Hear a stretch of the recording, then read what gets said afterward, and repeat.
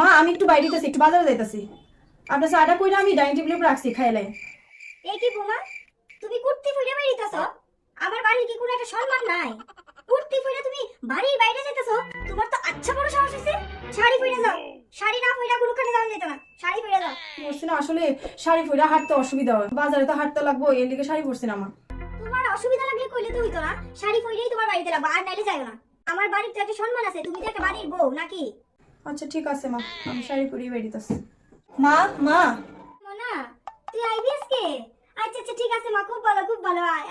আরে শাড়ি পরা লাগতো না, তুই তোর কি শাড়ি পরে অভ্যাস আছে? আরে শাড়ি পরা লাগতো না, তুই জিন্স টপ পরে আয়। তুই যেটাতে কমফোর্টেবল ওইটাই তো করবি। আরে শাশুড়ি কইবো, শাশুড়ির কথা তো ভাবতে ধর লাগতো না। হায় রে, কেমন সমাজ! নিজের মেয়েটা বুঝে কিন্তু বৌমার অসুবিধাটা বুঝে না। মা দেখেন তো এবার ঠিক আছে নি, বা শাড়ি পরে বেরিতেছি। আই পারছো? ঠিক আছে যাও, বেশি দেরি করো না, আবার তাড়াতাড়ি আয় ফেরো।